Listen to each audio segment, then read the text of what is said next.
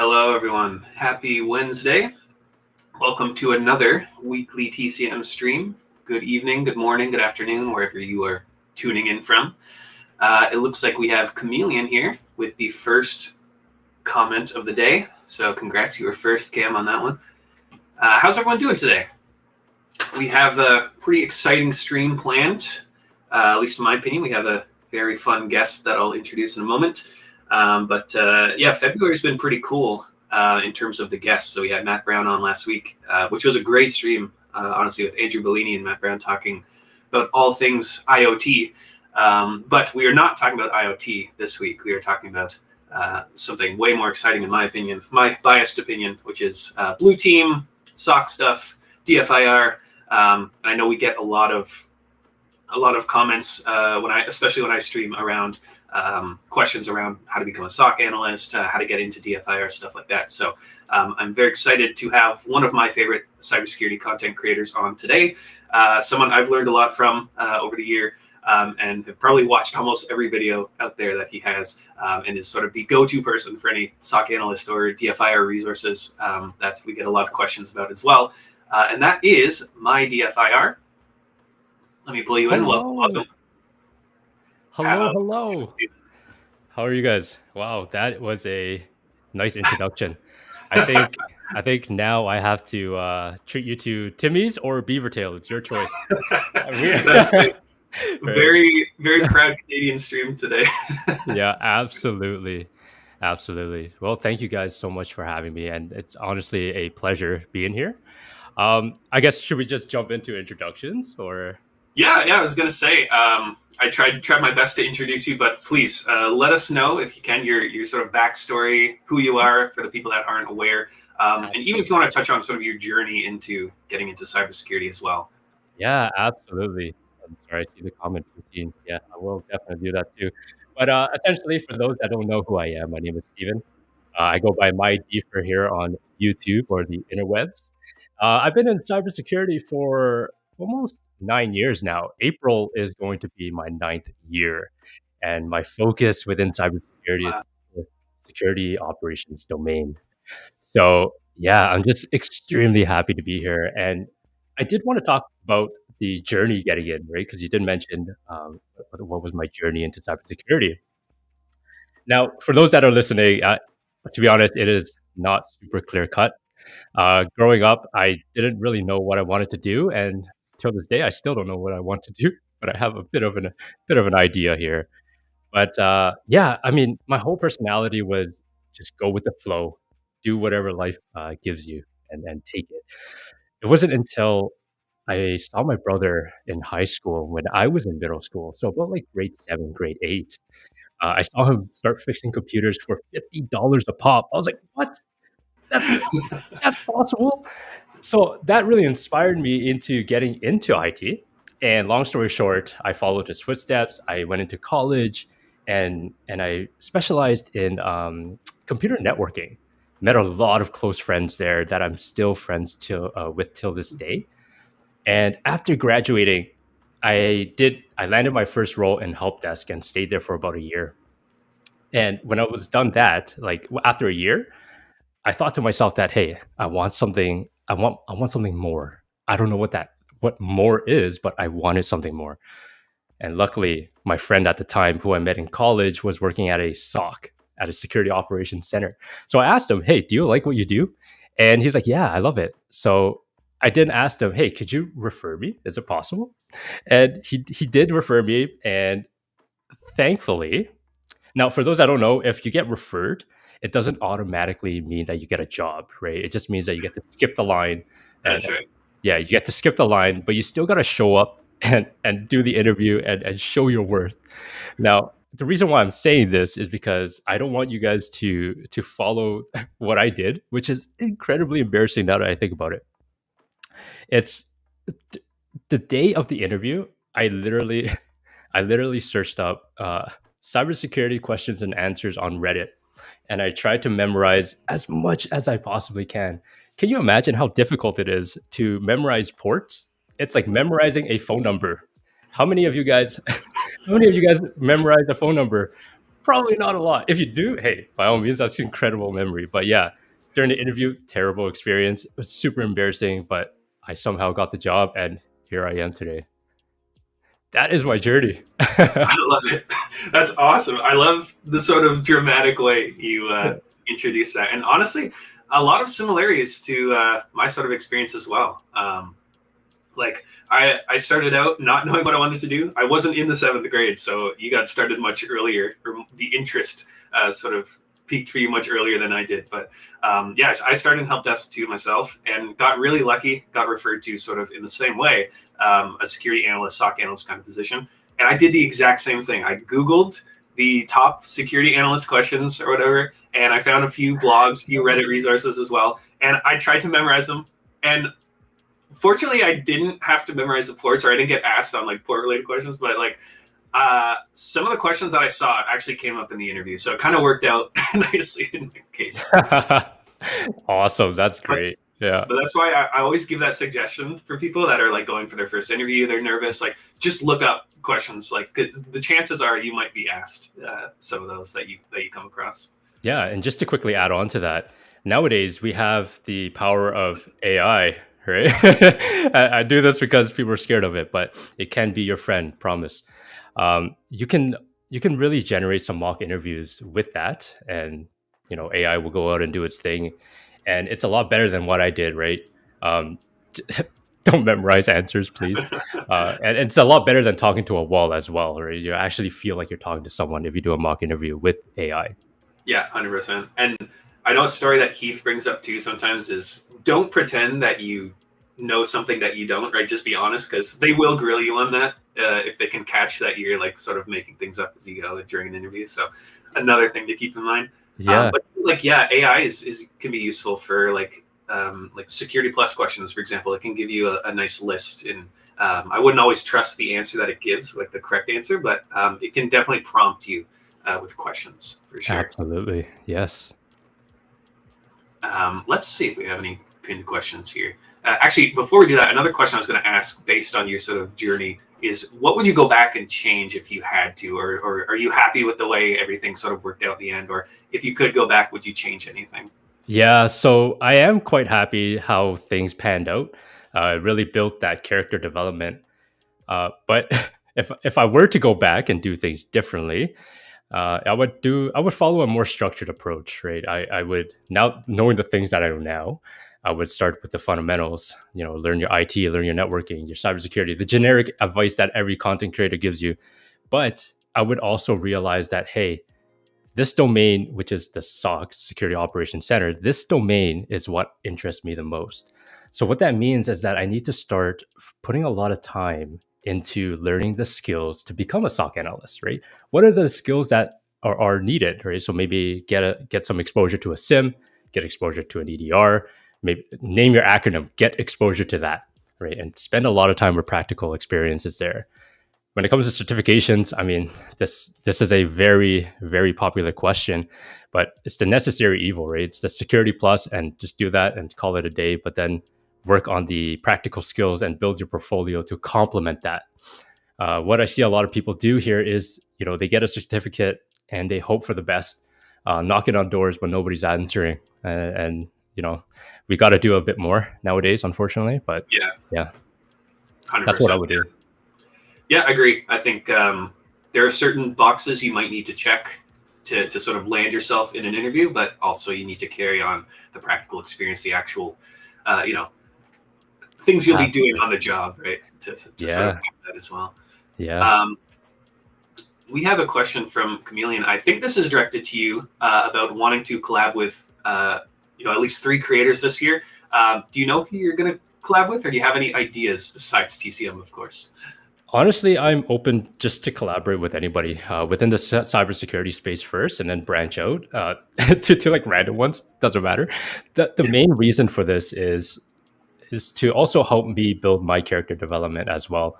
As selfish as that may sound, but I promise it will lead to something great. So the better I create my character, the better I can start producing videos that will tailor to you, right? Tailor to the audience, and that's what I truly believe in. There is one content creator that really popped up into my head right now, and that is Day Cyberwalks. He did go into my DMs back in last year, I believe, and yeah, unfortunately, the timing just didn't work out. So hopefully this year I can collab with him and yeah, give back to the community. It'll be a fantastic conversation. That's awesome. Yeah. Do I sound any different, by the way? You sound beautiful. I sound better now. Yeah, I was Yeah. using the wrong mic, so sorry about that, everyone. It happens. It happens. But yeah, no, I like that answer because I think we want to talk about content creation today, of course, too, because that's a big thing that you do. And I think there's kind of like in the amount of like the size and how small the sort of cybersecurity content space is, and then you further break that down into people just doing blue team content, like it's a very small list, right? So like Cyberwalks is great. John Hammond does a lot of blue team stuff as well. But obviously for anything related to SOC, again, I always sort of look to you for that. You kind of own that space. But what initially got you into wanting to create YouTube content? Like, was it just a lack of seeing it sort of on the platform, or like you sort of felt there was a space there that you wanted to fill? And kind of a selfish question too, because I also have aspirations of creating content as well. So No, that's a fantastic question. The main reason, and I completely forget who said this to me. It could be a professor or a video I watched back in the day, but it was essentially you want to help those that are 2 to 3 years behind you, right? And if you don't share the information that you know, that is selfish. And I really took that to heart. And to believe it or not, I wanted to post back in 2019. However, I didn't because I was afraid that people would judge me. So I held back and I was like, you know what? Let's be comfortable. And it wasn't until I just remembered about that quote that really pushed me into uploading what I've uploaded so far. Now, the main takeaway here is that for those that are listening, don't let fear hold you back, right? Now I have the opportunity to be in front of all of you and on TCM stream. Like that's crazy. What? Right? So it's amazing what you can do if you push beyond that. And I encourage all of you to do that. 100%. You got to dive in. And I felt the same way. Like, I obviously don't have the 50,000 subscribers that you have and growing rapidly. But again, I just wanted to post things to help people, and the easiest way to do that is just don't think about it, just do it and post it. And it doesn't have to be perfect because you're going to improve. You're going to get critiques in a good way, in a positive way, and you'll end up being better for it. So that's awesome to hear. And I think you kind of again caved out sort of a niche in the space to specifically for blue team, SOC related stuff, project related stuff as well. And again, we always get questions around what are some good SOC projects to do? And I always recommend your videos for that because, again, they're just really good, all-encompassing projects, like sort of culminative projects. So I appreciate excellent. that. If you have not checked out the MyDFIR channel, definitely do. I always throw the link in chat, but definitely after this stream, definitely check it out if you haven't already. I appreciate that. Yeah. Yeah. And sorry, just to add on just a bit there. A lot of the content that I upload is mainly based off of the experience that I've experienced personally in the SOC itself. Yeah. When I first started in the SOC, as you could recall or could imagine, based off of that interview, I had no idea what the heck I was doing. Right? So Yep. I was hoping to learn on the job, but reality kicked in where people in the SOC, and I'm not going to say all of them are like this, but there are some SOC environments where people fend for themselves, right? It's a sink or swim environment. So it's very fast paced. During your onboarding, you get training once and that's it. Good luck, hope for the best. And so I wanted to create content to help those that are aspiring to become a SOC analyst, to give them, the content to help them. So that way when they do land a role in a SOC, they can hit the ground running and go from there. Be much more confident. 100%. Yeah. I think like my goal too is just to sort of have that like ability to shadow someone that I always wished I had. Because I had the same experience where there were so many things I wanted to pick up and learn. And I was so green to the field that, I was really just sort of a sponge ready to soak things up. But it didn't really happen because everyone was so busy or like fending for themselves, as you mentioned, like, and it can really be kind of a competitive, but also hard to sort of collaborate environment in some cases, and that just depends on the SOC that you sort of end up in as well. But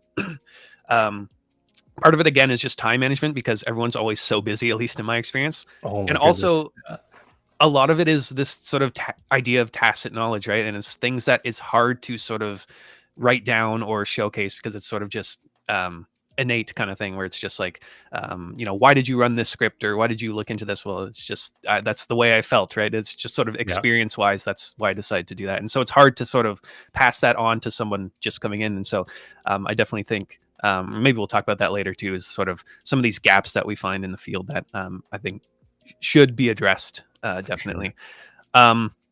Had a question. Let me find it. Um,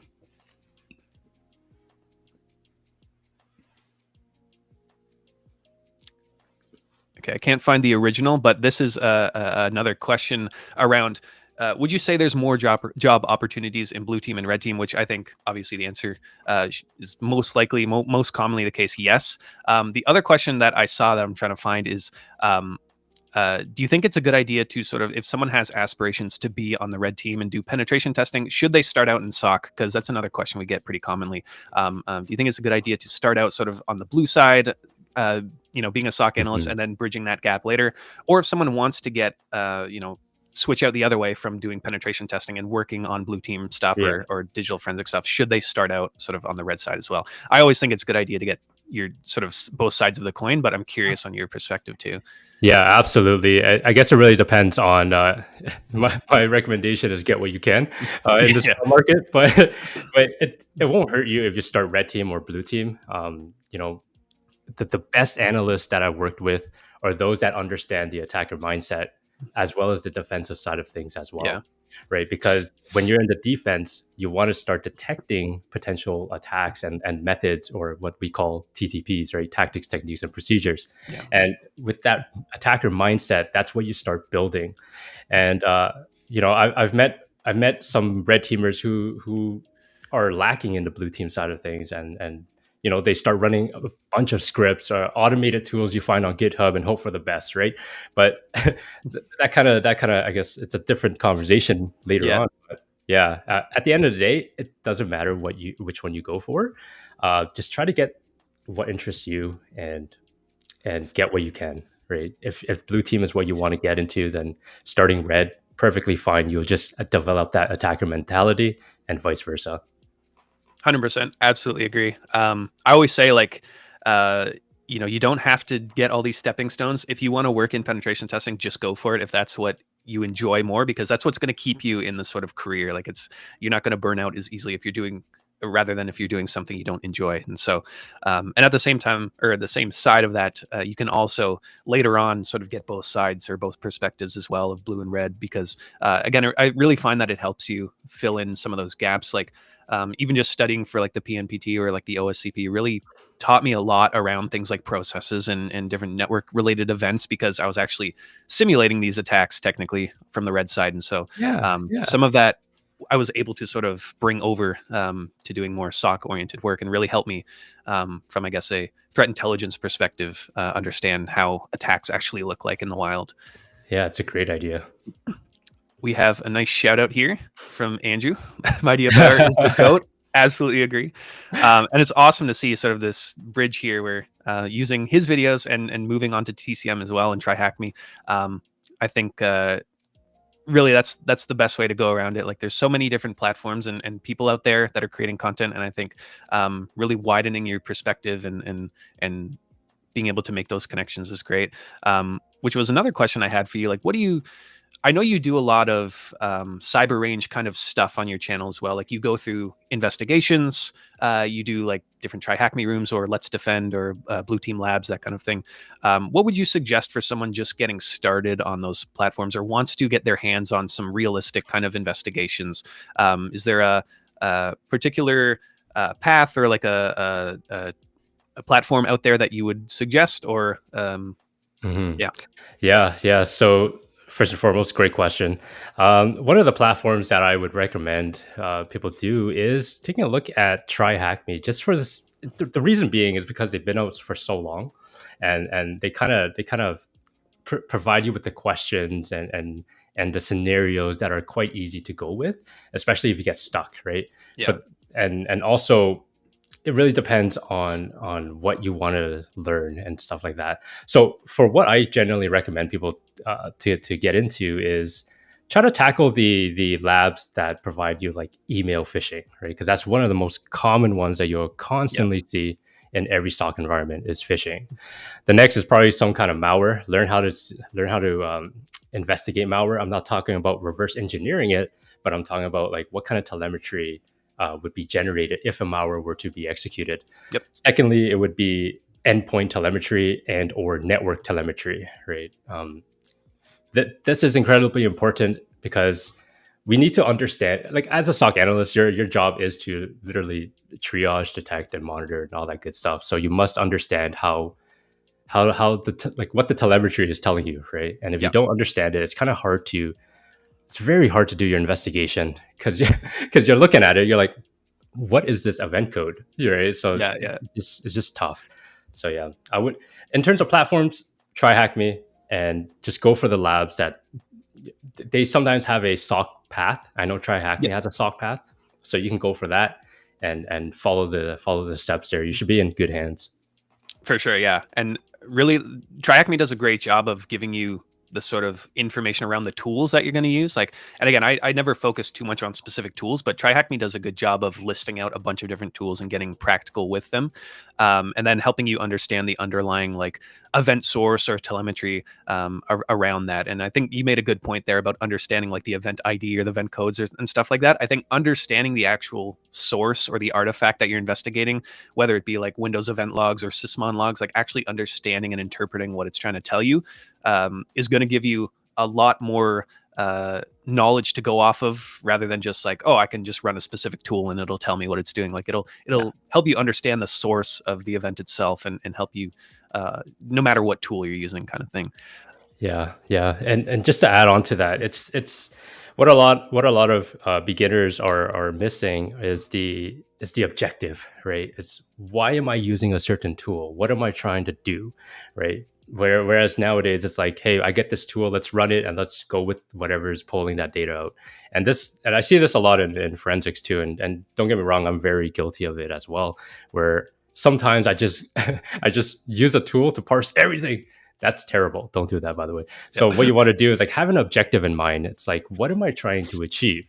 Is it trying to find evidence of execution? If so, utilize a tool that can parse just that, right? Yep. And then go from there. Because yeah, it a tool's a tool, right? Like you mentioned, it's you just got to know the objective of what you want to do.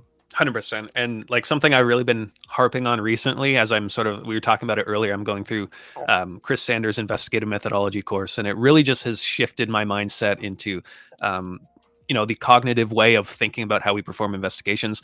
We also talked about your SOC analyst course as well, and how you have sort of a section all around the art of the investigation and really ways to actually approach things. And again, smaller is better in these cases. Have a more specific objective and only take like what you need from the evidence to answer whatever question you're going for, right? That's Yeah. something that I know Chris has said in his course. That's I just can't get out of my head every time I'm looking at something new now.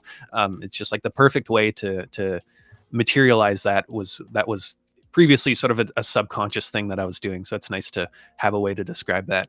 Yeah. Um, whoops, I clicked on something, I think. Speaking of that, actually, we were talking about sort of these gaps or maybe pitfalls for SOC analysts. What do you think is maybe the most underdeveloped skill or something that a lot of new SOC analysts might be missing as they enter the field or enter the SOC? And Mhm. yeah, like what kind of gaps are there, would you say? Yeah, so for me, it's not really the technical aspect of it. It's more of the soft side of things. So, for example, critical thinking, right? Asking the right questions is one of them too, and essentially the communication part of it.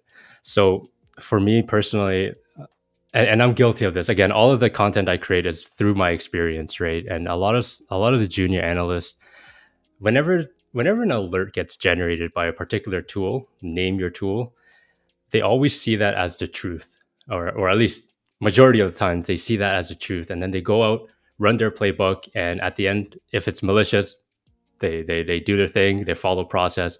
If it's not, then whatever. But I often see a lot of SOC analysts where where they'll do like a quick OSINT on like by using virus total, for example, right? Do like a quick IP reputation or a quick file hash, and if virus total says that it's clean, they just go ahead and mark their ticket. Hey, this artifact is clean, closing ticket, no malicious activity. But what we don't realize is that there could be something more, right? Especially where attackers are using low bins, right? Living off the land binaries. So if you utilize like PowerShell, if they utilize PowerShell to run like a malicious script, your process is going to be PowerShell. So you're literally looking at PowerShell's hash, 100%. Yep. throwing it into virus total. Hey, Mike, signed by Microsoft. 0 vendors flagged this as non-malicious. Let's close the ticket. Yes. Or another one where antivirus blocked a particular malicious software. Let's say Mimikatz, for example, right? And I see this a lot also. So the analysts will see that, hey, Defender detected Mimikatz. The event afterwards is that they blocked it. Perfect. Let's close the ticket because Defender did its job. But we forget to ask, like, how did it get there in the first place? Right? We need to follow that. Maybe the attacker is still on the system and one of the tools got detected, but the others didn't, right? So now, because we closed the ticket, we stop the investigation essentially, and we forget to pivot to identify even more activity. 100%. I keep nodding my head because I'm like, yes, exactly this. And again, like, sometimes learning things like the MITRE attack framework is boring because it's not as hands-on as like, running some cool super elite level tools, right? But understanding again how realistic attacks work, these sort of steps that an attacker might take throughout their attack chain, and understanding, not just looking at a single event, but looking at what happened before and looking at what happened after, and being able to correlate, I think, is one of, again, the most important things. And a big thing that might be missing is sort of this ability to zoom out and understand in context what might be happening. And I love that you brought up, these sort of idea of lol bins and seeing something like the net.exe command is coming back clean. Oh, so this must be benign, right? False positive. But it's not until you look at the maybe command line parameters that you understand what the attacker is actually doing. And on the flip side of that, again, we were talking earlier. I had a scenario where our SOC team accidentally blocked the Chrome executable hash from executing, and suddenly everyone in the company, their Chrome session just immediately got terminated, and we got a lot of tickets that day around that mistake. So definitely lessons learned there, in terms of again, giving yourself more context and not just relying on whatever a specific dashboard or like tool is telling you. 100%. Absolutely, yeah. Let's see what other questions we have here. I saw some good ones coming through.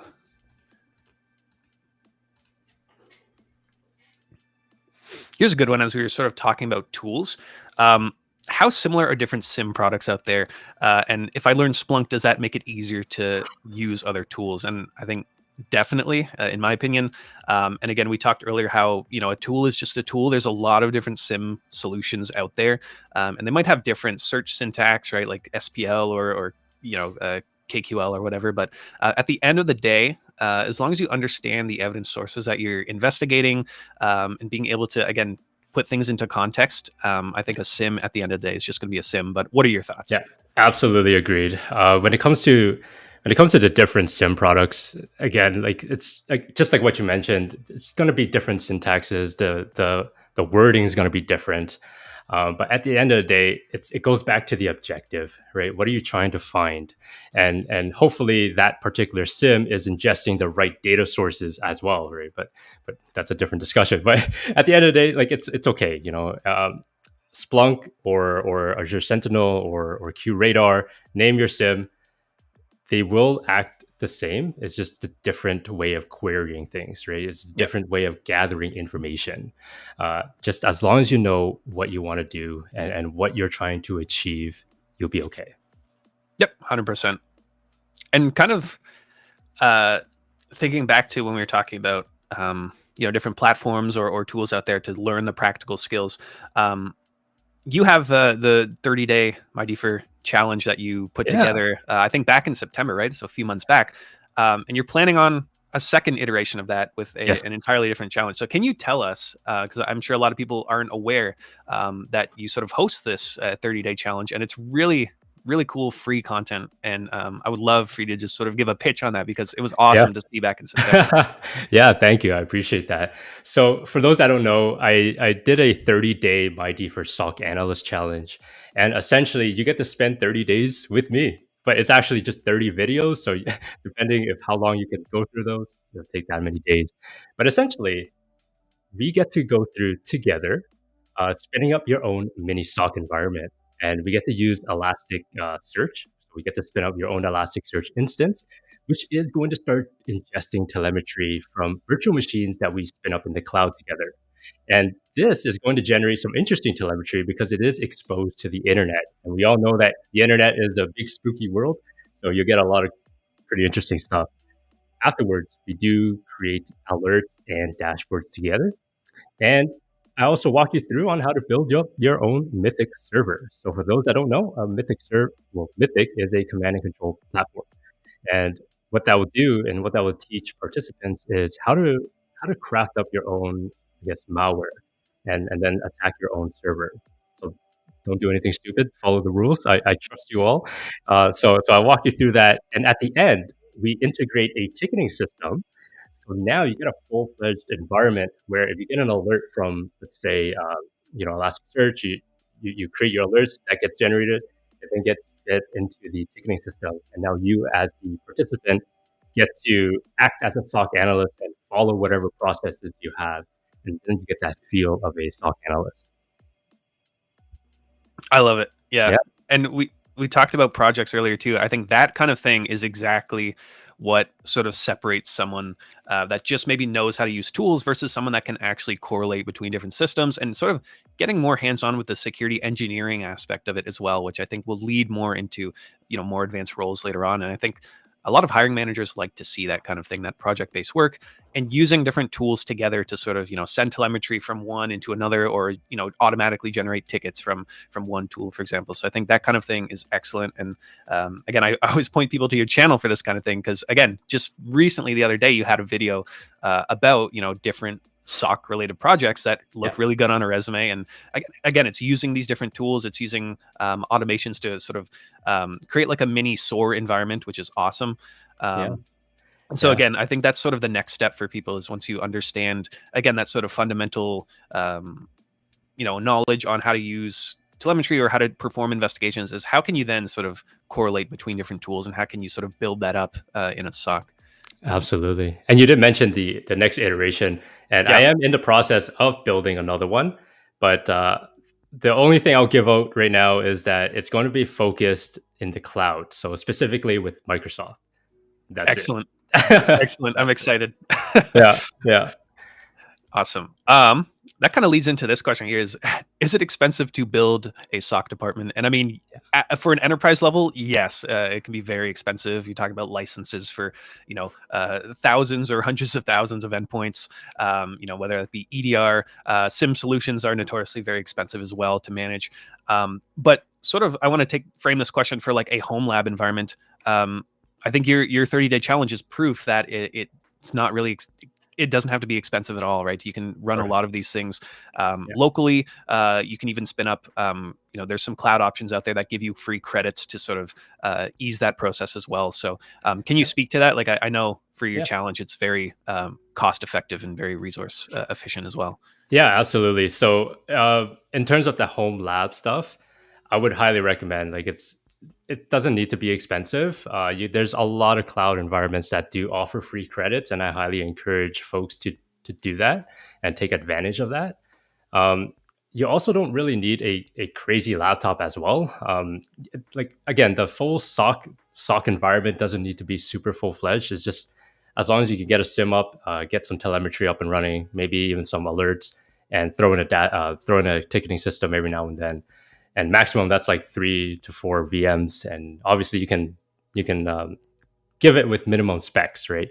And go from there. But when it comes to the enterprise stuff for the SOC department to build it, the answer is yes, it's expensive, right? And most of the time, it's not even worth it for folks to build one up, right? It's most of the time people just offshore it all over to outsource it. outsource it. Outsource it to others, right? And that generally is the cheaper option, because if you build it in house, that is crazy. You got to think about people, process, and technology, right? All three of those. Yeah. And that's incredibly expensive. 100%. Yeah. Another question we get a lot, and I never really know how to properly answer, because I'm not really a forecasting kind of person as it comes to like bleeding edge technology. But in terms of AI, and obviously this is like this is the question everyone always asks, whether it be like for SOC jobs or like penetration testing jobs or vulnerability management, right?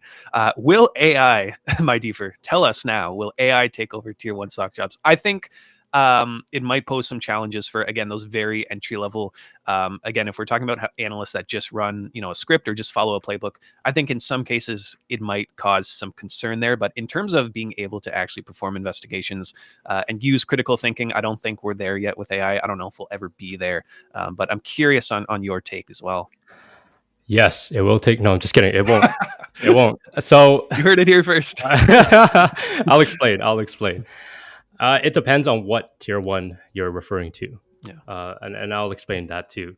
So in my case, if AI existed when I first started, 100%, I think it will take my job. Because what I did when I was a tier 1 was literally take the alert, throw it into like a template, and send it out to the client. There was no investigation, no anything whatsoever. Terrible. So if that SOC environment exists today, and if you're in one of those and you find yourself doing that, then yeah, something like this could have the potential to take over. But in modern SOCs, so like the where there's no tiering system, where like the analyst is expected to have like critical thinking, go throughout, investigating the alert and sending it off to the client to provide value, the AI is going to help you speed up some of that process, but it's not going to take over that job per se, right? So you don't want to be scared of it. You want to use it as a pretty good assistant, right? And trust me, it's so helpful to just have AI like right there, because hey, even till this day, like I throw in a lot of like reports, like public reports. I throw in the public reports in there, just give me a summary, right? And that would quickly show me what I need to learn and go from there. Yeah, definitely. And I love that, talking about sort of practical use cases for AI and how they can sort of be a tool rather than a replacement for us as analysts, right? Because at the end of the day, we're the one with the brains, right? We're the one that are actually doing this. And so again, like you mentioned, summarizing reports is a great idea. Even just things like if you come across like an obfuscated script, it can sort of help with that some of stuff as well. You want to make sure you're not providing it sensitive information, obviously, but so you might need to clean it up a bit. But again, if it's like an obfuscated PowerShell command or like some sort of Visual Basic script or something that you're not quite sure, really useful for that kind of thing as well. And for automations, it can help writing Python, stuff like that. I've definitely used it in the past. If you know what you're doing, and if you know when it's sort of leading you in a wrong direction, it can be a good tool for sure. Absolutely. Yeah, 100% agreed. Yeah, I agree here. AI will not replace, but it'll become a tool for SOC analysts for sure. And that can be applied to a ton of different cybersecurity jobs as well, right? Like it's not going to, same kind of deal with like penetration testing, right? It can be a very useful tool for helping you debug things or figure things out. But again, yeah. Like for example, like since you brought up penetration testing, it could be like, hey, brainstorm some ideas as to get into this environment. Yeah, right. They have X, Y, and Z. Obviously don't name the company, but they have X, Y, and Z, and give me some steps, right? Yeah, or like help me write a convincing phishing email. yeah, exactly. Yeah, 100%. So another question here around sort of purple teaming aspect. Someone thinking of switching from blue to purple, is Atomic Red Team a good starting point? And I know you were mentioning earlier Mythic, right? That's sort of the command and control server. Do you have something for threat simulation as well that you have used in the past? I've used Atomic Red Team before. I think it's pretty useful. But also, I kind of have a bit of a penetration testing background, so I'm able to simulate a lot of stuff on my own as well. But and also, even just looking through things like the DFIR report and looking at actual attacks and sort of recreating that is another really useful resource. Maybe we'll talk about the DFIR report later on. Yes. I love it. That's a great question. So Atomic Red Team is definitely a great starting point. It's super easy to get started right away. And in fact, I have a video on that. So if you want, you can check it out. But yeah, it's super easy to create, and you get to have that telemetry, right? Now, the goal obviously isn't to try and detect all of it because you'll just get flooded with a bunch of random things. But it's good to see what kind of telemetry it leaves behind. And this is especially true to know if you want to get into the purple team side of things. Now, to answer your question, Andrew, about I guess adversary simulation, is I do use I did use a tool called Caldera once upon a time, Yep. and that helped me. But more often than not, a lot of the content that I create, especially the labs, it's going based off of the experience of my own experience by going through the DFIR report. So shout out to those guys over there. And fun fact, I am a analyst for them I as was well. about to ask that. Yeah. So yeah, big huge shout out to those guys. And a lot of the attackers there, a lot of the threat reports are from actual, like, they're real, right? It's coming out, and they're doing all the things. So what I do in my content is read up about those, learn the TTPs, and use AI to help me. Excellent. Right? Have that, and then like ask, like, hey, how do I build this? And then I can throw it into my lab, generate that telemetry, rinse and repeat, create your alerts, put it in the GitHub, create Sigma rules, create Yara rules, Yep. go from there. Yep. I love it. Yeah, Yeah. exactly. Yeah, and we'll talk about the DFIR report. And also, I just want to mention, like, I do that exact same kind of thing. I look at the DFIR report, I look at actual attacks, and I always mention, like, if you want to look at what realistic attacks look like, it's not just like, you know, cross-site scripted into your mainframe. Like, there are actual attacks chains that you can look at on things like the DFIR report. There's the Palo Alto 42 networks that you can look at too, and they really just break down these attacks, and sometimes the actual commands that the attacker ran, the names of their persistence, like their scheduled tasks or services. And so and a lot of that, admittedly, I hope I'm not giving too much away here, but for the PSAA exam that we have, I used a lot of artifacts that I found from real reports, right, to make it more realistic. And so That's your hint, um, guys. Go a deeper report, and that's how you yeah. pass the cert. Yeah, go right now. But yeah, let's talk about the DFIR report, because you do some work for them, right? And specifically in the DFIR field, that's sort of your thing as well. And so I wanted to ask, what sort of got you into not only doing threat reports like that and investigations, but also just working as sort of a DFIR consultant? And how did you bridge that gap from working in the SOC and what you were doing there as sort of a a tier 1 and 2 analyst, that kind of thing, and then sort of moving into more digital forensics and incident response investigations? Because I think that's an end goal for a lot of people, right? They don't just want to work in a SOC the whole time. They want to branch out and be more specialized. Yeah, that's a great question. And so I'll start by why I wanted to get into DFIR. And this goes back into starting my SOC role here, where I dealt with a bunch of alert fatigue, right? We get a bunch of alerts coming in, and there were always false positives. So I got super tired of that.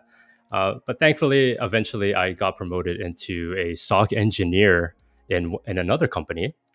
And I had a couple of clients under me, and one of the clients were compromised, right? They got infected with something, and they brought in their own like incident response retainer.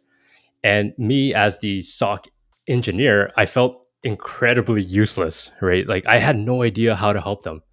And from there, I was like, okay, Stephen, what do you really want to do here? Do you want to be comfortable and just go with the flow? Or do you want to put yourself into a position where you can start learning how certain attacks work to ultimately help the client protect themselves from the future, right? And that is when I started to open up, like, oh, okay, I think DFIR is the way to go, because these guys are, they actually get in the weeds of a true positive incident. That is when they get called in. Those are the firefighters, right?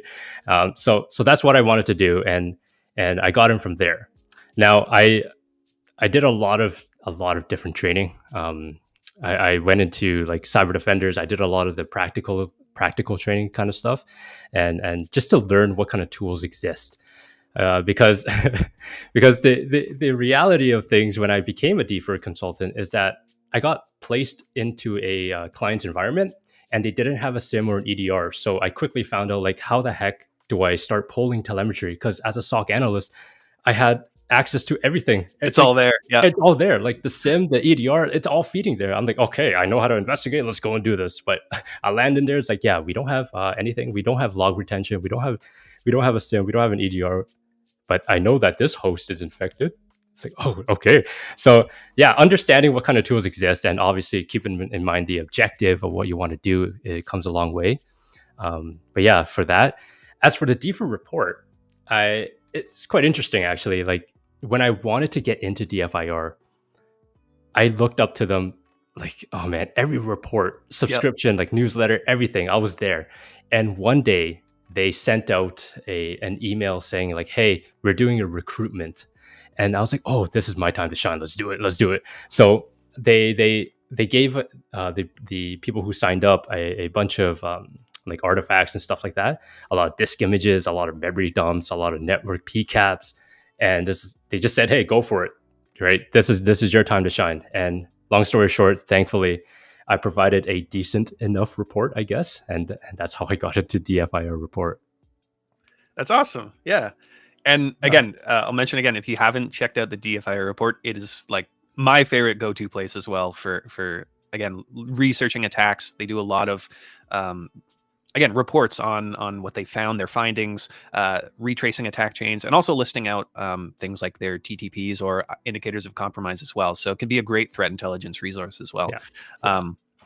What would you suggest maybe more practically for someone that wants to get into maybe digital forensics or incident response? Like, are there, in my opinion, I know a lot of it is understand the evidence sources. Like, for example, really understand the Windows endpoints and understand where you can find artifacts, and what tools there are out there to sort of extract and parse them.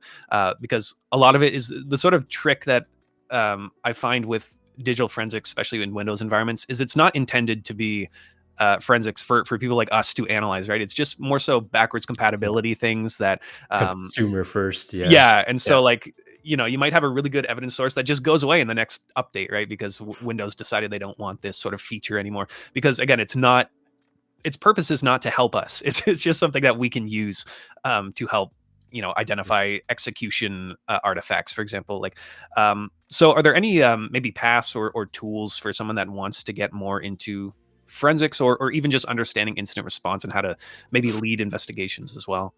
Yeah, that's a great question. And it really boils down to like, and I'm just going to say this based off of my experience here, but I would highly recommend those who are interested in DFIR is to start off within the SOC analyst path, because not only do you learn analytical, critical thinking, and even communication skills, both written and verbal, that will all translate very nicely into digital forensics, right? Because also you get to start investigating like a lot of security events. And while you're investigating, you want to try and figure out the who, what, when, where, and why, and sometimes the how as well, right? And again, all of that feeds into DFIR, which is going to be a great experience.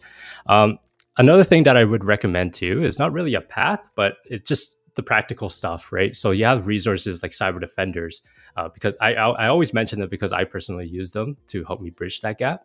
Because you know, FTK Imager, you don't really know what the heck that is unless you really look into it and play around with it. Yeah. And obviously the other resources as well, and also books as well.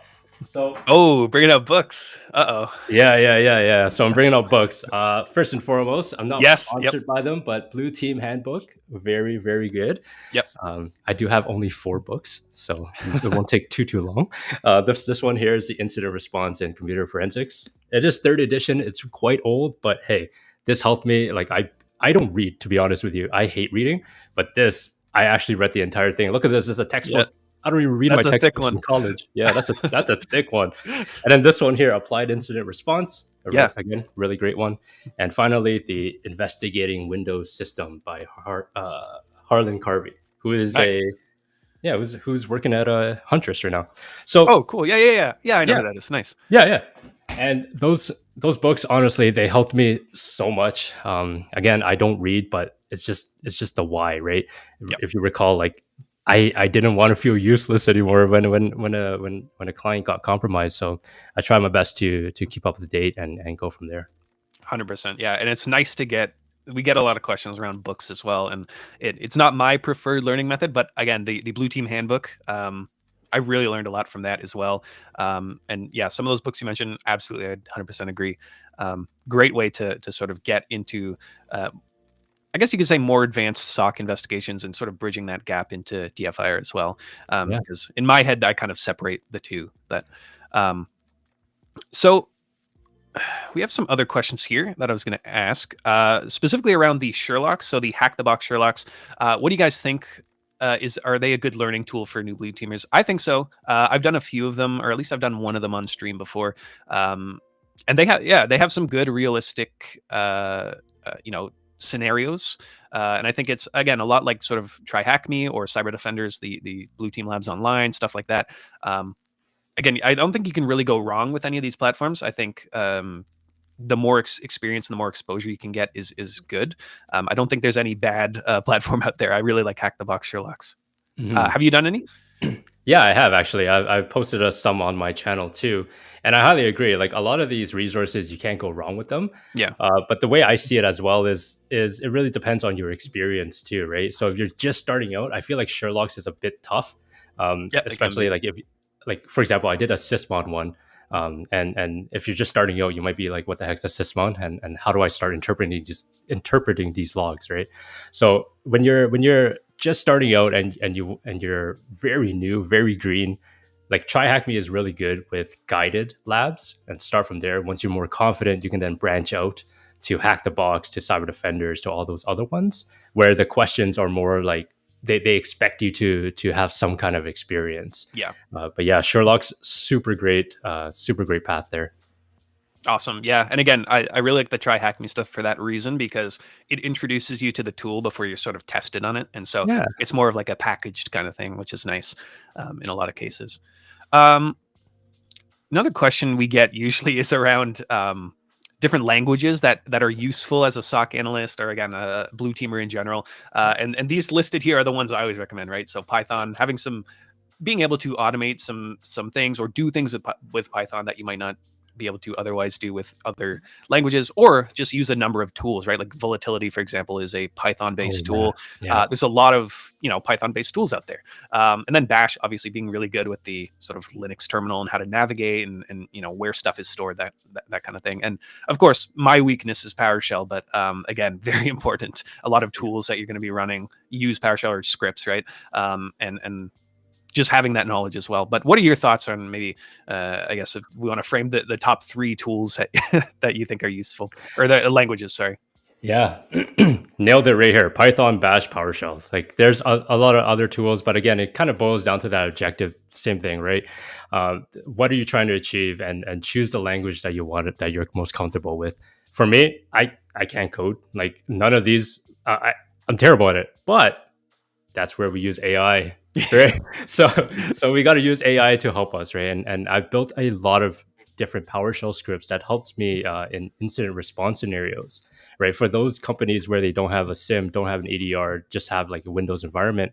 That's how I built some scripts. And then because based off the investigation, I have an objective as to what I want to try and accomplish. And then I have AI to help me. Hey, next time when I do have a similar scenario, how can I do it faster? How can I do it quick? Yeah. Because as a consultant, time is money for the client, right? And I want to be super fair for them. So yeah, man, use AI to help you with that. Yep, 100%. Yeah, save time. I think, what's the quote? If it's worth doing once, it's worth automating, or something like that. Yeah, absolutely. Awesome.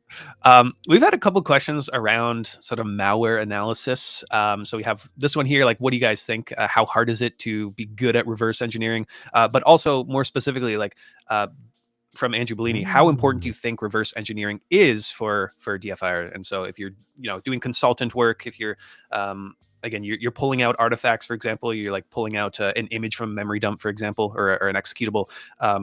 How much do you go into actually, reverse engineering that, or do you rely on sort of like the more threat intelligence based stuff, or like open source kind of stuff to get reputations and such like that? Or are you actually diving in and reverse engineering things in some cases?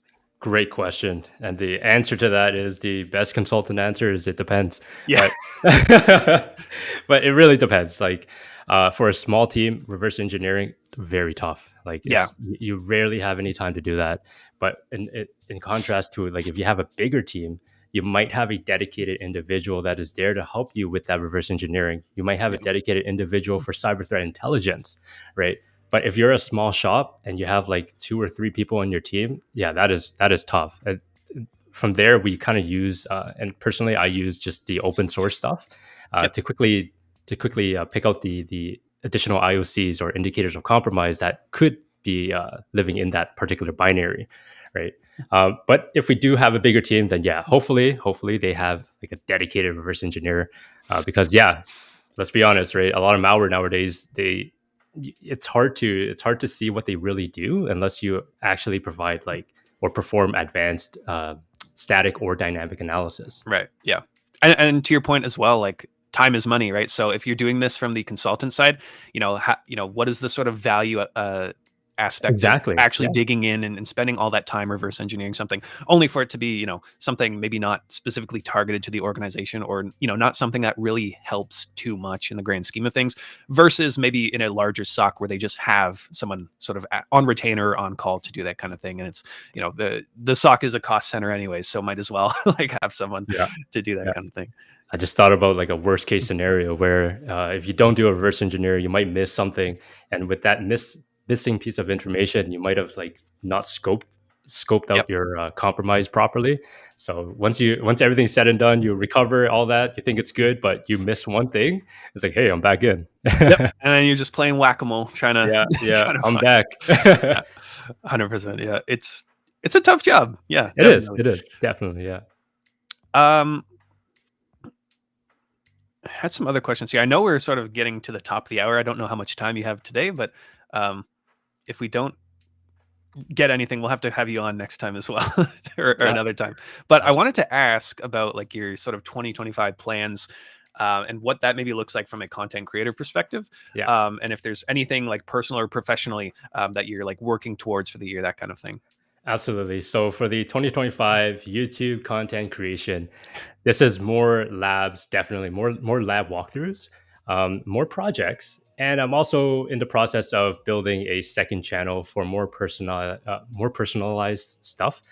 This is based off of via vlogs or live streams, Nice. right? And I'm trying to just again build that character. It's all self development for this particular year and my personal goal.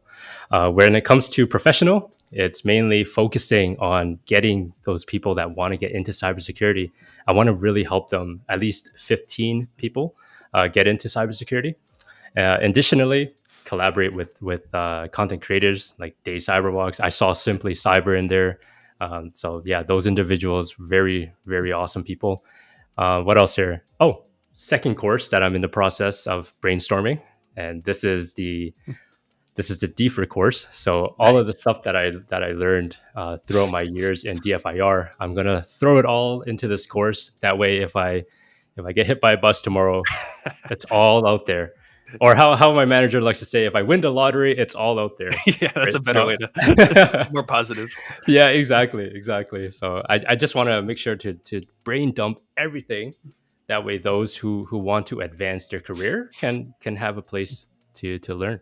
That's awesome. Yeah, I love to hear that, because again, one of my other questions was going to be, do you have any upcoming courses? Because if you guys aren't aware, MyDFIR has a SOC analyst course that really super in depth and really goes sort of a step forward. Like we get questions sometimes around like our SOC 101 course, and sort of how can you fill in gaps, or what other prerequisites, or where should someone go after? And I think your course really does a good job of encompassing not only just the SOC analyst side, and granted I haven't taken it, but I've really looked through the syllabus and everything, and also just what we were talking about earlier, like going through investigative methodology and stuff like that. And so I think to have that concept, or that sort of format that you have in a DFIR specific course, is going to be really awesome. So I'm looking forward to that as well. Thank you. Let's see if we have any other questions, or do you have to jump at one here? I can stay on for like another 5-10 minutes. All right, let's just grab maybe 2 more questions, then we can wrap it up. But Sure. yeah, we will have to. We've got a lot of questions today, so we'll have to have you on another time, because Yeah, for sure, definitely. The chat is going wild today. Any alternatives if we can't pay for Hack the Box right now? Yeah, we talked about earlier, like there's a ton of other labs out there.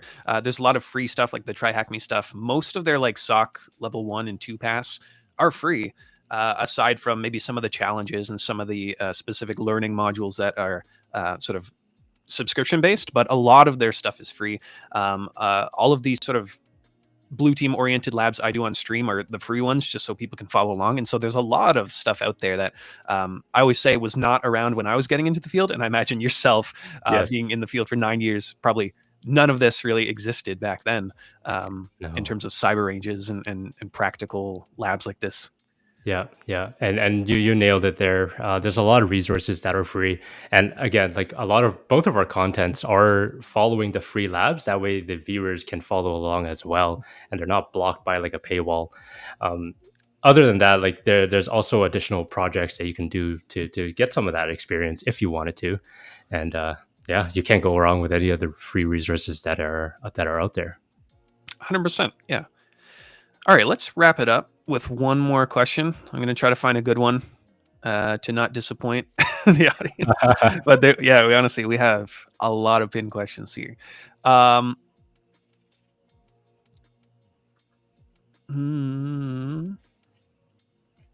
We answered a lot of these, I think, which is nice. We covered a lot today. What project should I do? The 30-day MyDFIR SOC analyst project or challenge. That's the project you should do. Because you can go back and do the first one, right, from September. Absolutely. It's not time sensitive. Not timed at all. Just, if you're somebody that is wanting to gain some experience, right? You're looking for that itch. That's the one. That go and do that. I promise that's going to be like it's gonna be satisfying once you complete it. 100%. Yeah, you get to go through the SOC engineering aspect. You get to go through the SOC analyst aspect. And it's just so worthwhile to of course I'm biased, but go and do it. And anytime you have questions, like I'm always happy to help. Right. So just throw it in the comment and yeah, I'll get back to you. 100%. Yeah. And this is going to be my final thing. If you have any final shout outs or plugs or links that you want to drop, but specifically around your sort of mentorship program as well, I think is a good sort of question to end on. How important is it to have a mentor, and sort of maybe you can talk about what you do in that regard as well? Yeah, so it's incredibly important to have a mentor, especially if you don't know where to go. You need some kind of guidance and some accountability, I guess, too. Yeah. Then definitely a mentor is good to have. When it comes to my mentorship program, I do things differently. It's where we don't really go on a one-on-one call unless we're like a student relationship here. But for those that sign up on my free the free mentorship that I have on the site, I go through all of them or I try my best to go through all of them and respond to each and every one of you. So you can imagine how many applications I get. Yeah. And depending on, how many respond back, that's kind of like when we start engaging, right? So I get to understand your goals and your objectives. What are you trying to accomplish? And then ultimately how I can help. And again, all of this is free. It's honestly just my time is constrained. Like that's the only limitation. Yep. And ultimately, like I do want to help people get into the field, right? If you recall, like that's one of my professional goals for the year is to help people get in, and that's one of the ways to do so. Excellent, incredible. Well, I think we are at time here, but this was excellent. Questions are still coming in. So again, this was awesome. There's clearly a lot of community engagement. A lot of people love seeing this sort of blue aspect, which is great to see, right? Yeah, because historically, especially with TCM, we've more so been focused on red team sort of things. And on that, before we end, I just have to mention we have the PNPT Accelerated Camp, the live training coming up in March. And so the link should be going around in chat. So I just have to mention that before we drop off. But if you really want to go for the PNPT exam, it's a great condensed way to get all the information you need for that. But with that, thank you so much, Stephen, for coming on. This was excellent. We had a great chat, even off air as well. So I would be excited to do more collaborations in the future. Absolutely. Have you on for another time. Exactly. And talk more about SOC and DFIR. If you haven't checked out his channel, again, link should be going around in chat. Check out MyDFIR on YouTube. Are there any other links or plugs you want to drop before we wrap up? No, other than, again, thank you for having me. It's been a pleasure talking to all of you, and shout out to Britt for moderating this. And Absolutely.